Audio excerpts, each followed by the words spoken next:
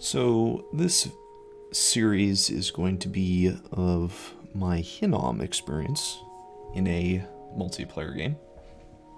So this is the nation, early age Jews. They are a giant nation, and I don't think they're very good. I'm not a particularly great player at Dominions 5. The purpose of this series is more so I have something I can look back on and reflect on how I did and what things could be improved. So this is not a guide to playing this nation. I am no master of them. The pretender that I'm using for this game is not this, it is this.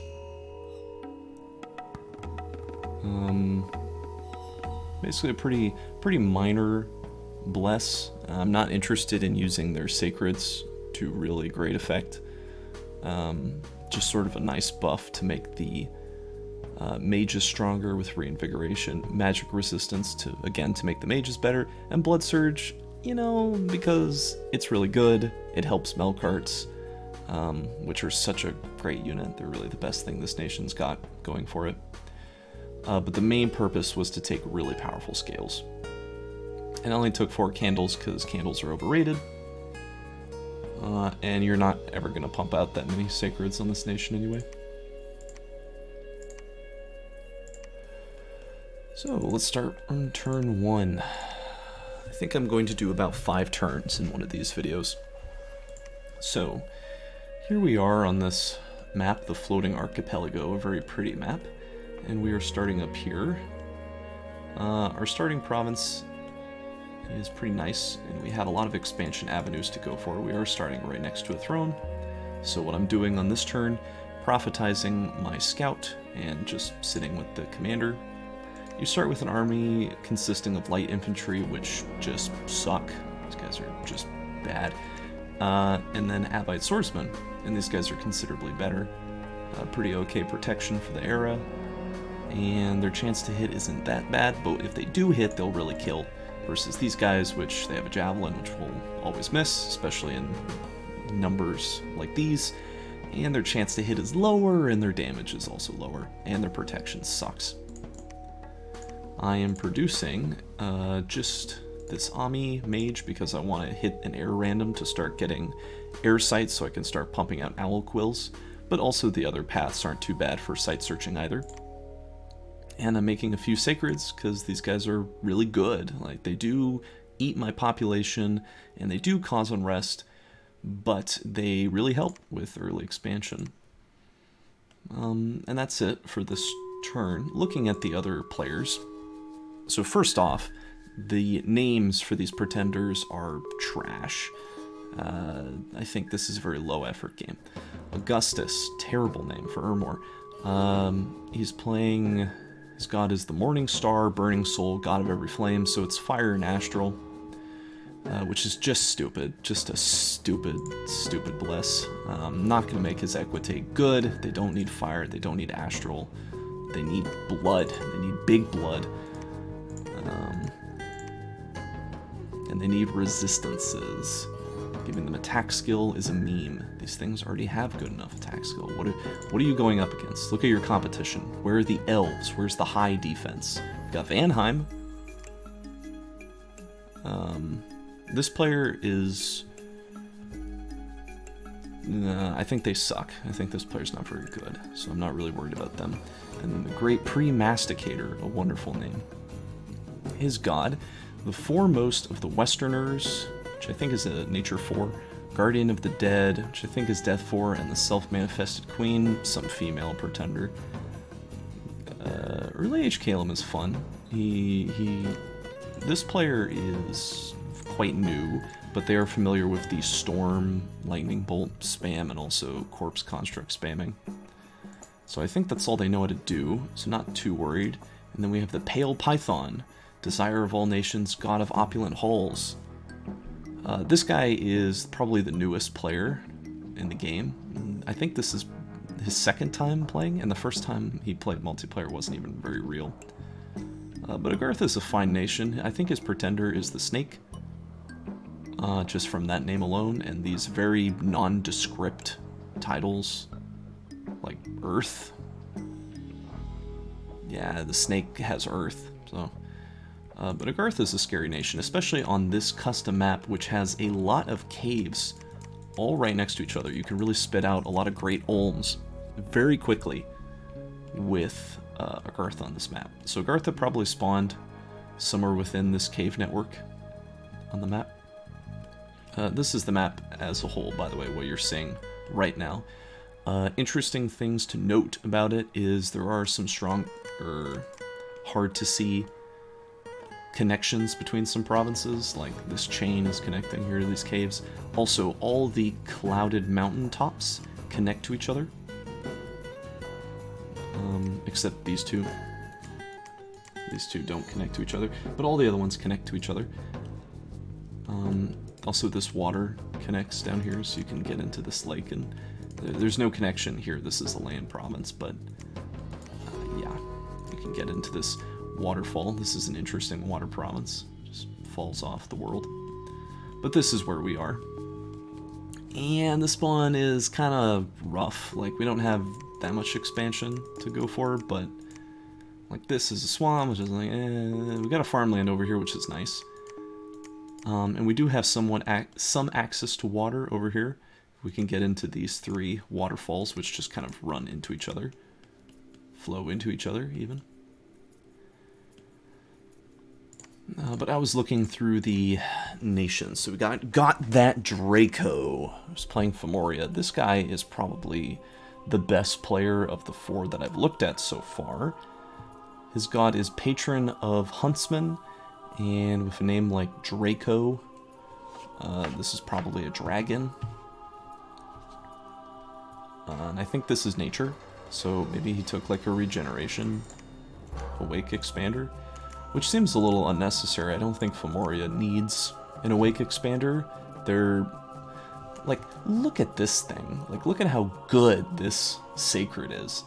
It's not even that expensive, and it's really healthy. It's got very good protection for the era. It's strong. Its chance to hit is very good, and its damage on a spear attack, piercing damage, is really high. And it's length 4. Compare that to my sacred, which costs, you know, almost 3 times as much. You're getting a little more strength. Attack defense skill, very negligible. I think their protection's actually worse. I think, these guys had 16 protection? Yeah, they have 16 protection. Granted, their attack skill and defense skill is a little less, but it's a very fair trade. Honestly, the worst thing about them is their map move isn't as good compared to my sacreds, who have map move 16. We have more magic resistance, which is relevant, so I think taking an MR build on, or taking magic resistance on Femoria is useful for that. And then these guys are just like supercharged versions of the Priors. Like, look at these javelins, 26 piercing damage, a range projectile. Like, their chance to hit sucks, but still, if you like mass these things, one of them will hit, and you only need one to get a basically guaranteed kill. Yeah, this is a really strong unit. I'm not quite sure you need an awake expander to make this nation expand good. Like, this thing is also crazy strong too, and it's so cheap. It's not a sacred, but it is an elf. This guy is nuts. 20 gold for a javelin that does 22 damage. That's crazy. Yeah, no. I don't think you need an awake expander in this nation. They can do it on their own. Their magic is crazy good to transition into a later game death strategy. And Rimlog, which is just an abortion of a name, god of this world, which means he has 7 candles. So he's spamming Vanheers, which this unit is busted. He's got a bunch of... Basically, he took like a protection bless, like cold resist, fire resist, or reinvigoration. Like, very standard stuff. Nothing really to say here. Vanheim is just a very strong nation, and their sacreds really propelled them to that power level. Oh, this player, I guess, is good. This is a good player. Better than me. Niflheim, who, their god is the healer of the lands, the vessel of might. He who is at the center, prince of inventions. I'm not quite sure what to make of that, but this is these are the new giant sprites, the Niflheim sprites, which I think are far superior to the older ones. Nothing really to say here. I think this guy who's playing this nation this is his first game ever. I've never played with him before, that's for sure. And we'll see what he does later. Adolphus Magnus. Russ isn't a very strong nation, but the player who's playing Russ is pretty good. Their skin shifters can be quite strong, and they've got other stuff too that's cool. Like, these berserkers are sort of just like a bad version of Vanheers, but they're still alright. They can do a lot of the same things. They've got some okay mages. Not that one. That one can be okay. Yeah, I mean, nothing really to say about Russ, really. And Lanka, who has taken some sort of blood death thing, which I still don't understand. Like, their sacreds are trash. They have a lot of them. They have 4 sacred units, but none of them are any good. Like, this thing, if we're comparing sacreds, this sacred is so embarrassing. It costs 55 gold, and its stats suck. Like, its attack and defense are just terrible. Its armor is really not good. Like, it says 10, 12 protection. It's not. It's 10. It's 10 protection on the body and nothing on the head. Like, its shield is really overpowering it, and its parry value is so bad that the shield is not going to make the difference. The shield is not what's going to take the hit. Like, you know, in the attack defense skill calculation, if the parry value of the shield is what buffed your defense to make you not get hit, then the shield is the thing that gets hit. That's such a low number that it's never going to come up in the first place. So you're basically working with 10 protection, which sucks. They've got a bunch of stats that all suck. Like, the only good one here is Dark Vision and Forest Survival. Sacred, obviously. But the, like, Demon, Gluttony, and Chaos Power are all just nerfs. Their attack is length 1, embarrassing. Their chance to hit is eh. And their damage is good. But no, this nation is terrible. This is a good mage. He's a reanimator priest, which is cool. And this is a great blood searcher, but they're super expensive. 170 gold.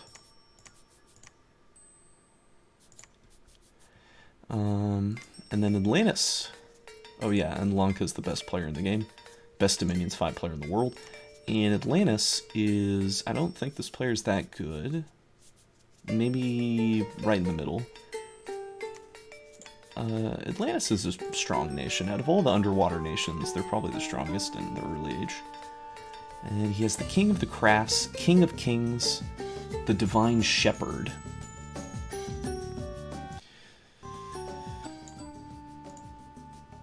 Maybe that was too loud.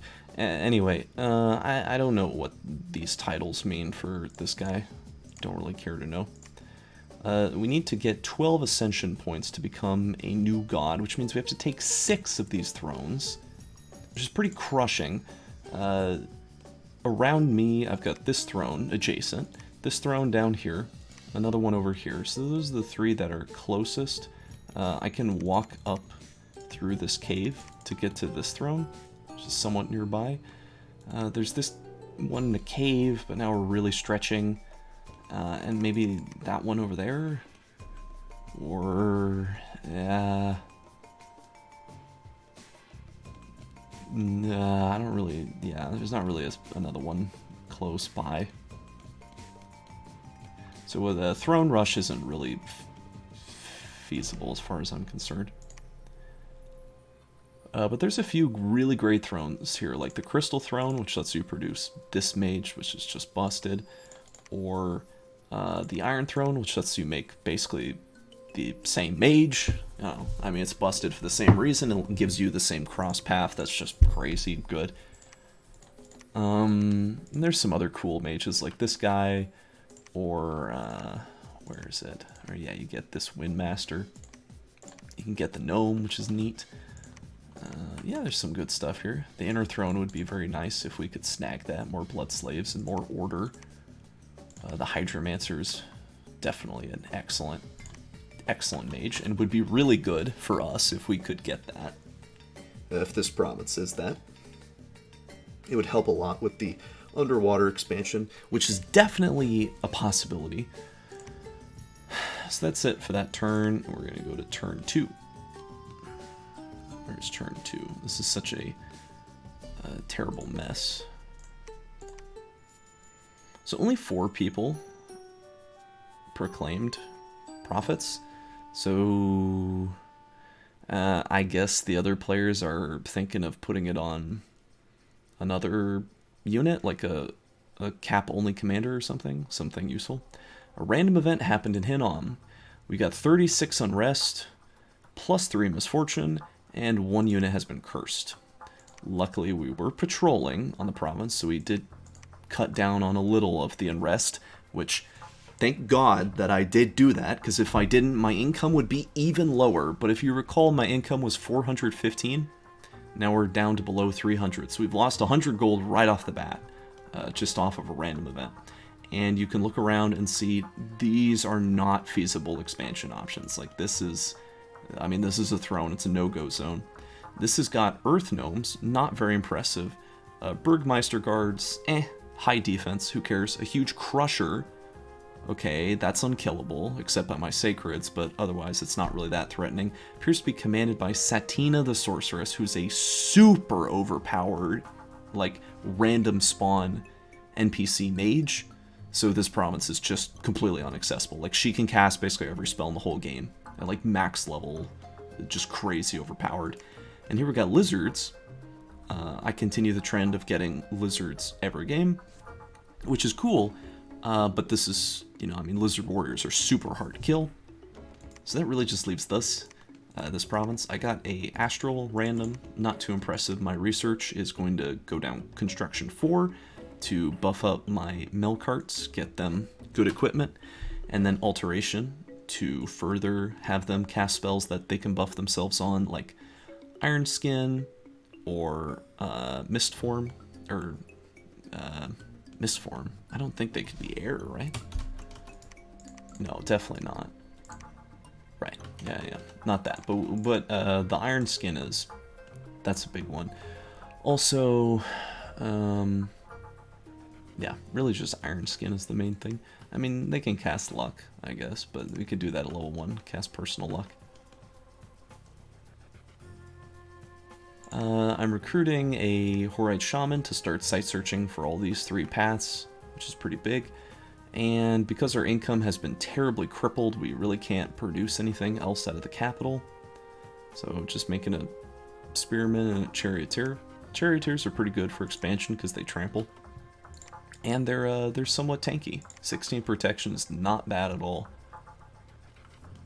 So we're going to hit this province with this Swordsman, Raphite, Sacreds in the back. My Prophet up here casting Sermon of Courage, hopefully to hit these guys with it. And then Bless, and then just Sermon of Courage, the soldier group who will walk up and get blessed. And then just Word of Stone after that. Not going for the Mercenaries, Lanka bought the first one. And then turn 3. How did our expansion go? Where is 3? There it is.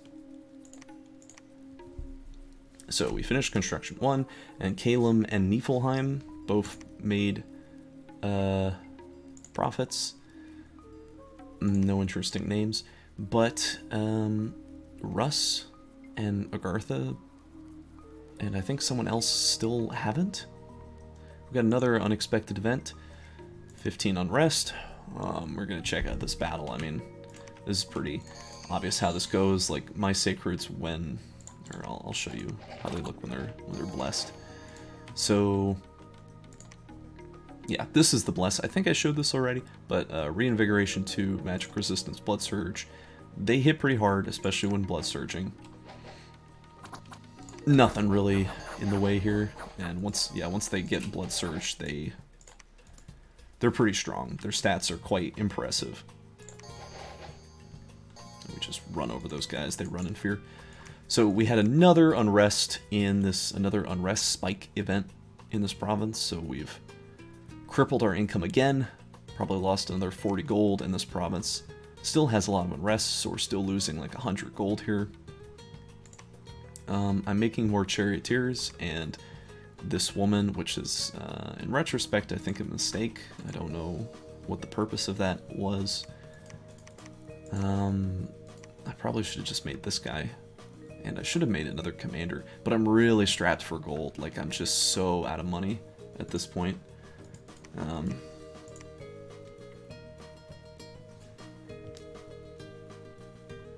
Yeah, nothing interesting on this province, just a nature mage, but I have nature 2 by default, so we're gonna try to hit here.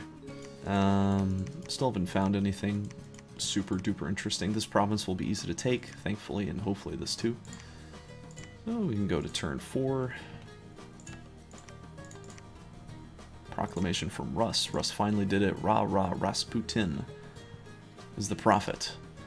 And here we have another battle. We just sort of stomped on the Indies, and then we got another event. 4 air gems.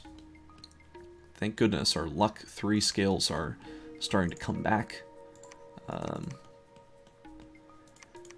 And we're going to site search here, and we've bumped into our first player, Vanheim, which is stupidly unlucky to run into the most powerful nation in the game immediately first, blocking off our avenue of expansion. Which is really bad, because there really isn't anywhere else to go. I was really counting on getting here to start expanding around more, because this is just like a wall. Like, you really can't get through this, and this is garbage. Like, especially if Vanheim is already here, they'll probably be here soon and block me off. So then that just leaves this cave. Caves are not easy to take. It's looking like our expansion is going to fail badly. And matters are not being helped by these terrible unrest events. This turn I can't even afford to recruit a commander. I'm so desperate that I'm just pumping out chariots instead of a commander. But I am going here to this farmland, which will be a nice income boost. And then we get to turn 5, the last one of this video. We found a magic site, a burial mound, which is great. That's a 1 death gem. And Pebble Breaker, the Ancient Lord, is finally the prophet of Agartha on turn 5. Very late to the party. Check out this battle, it's going to be the last one of the video. Just some bronze-covered heavy cav and some heavy infantry. Really cool looking, but they're not going to stand up to my guys. Like, there's a very, very nice lance charge, but no afflictions generated, so...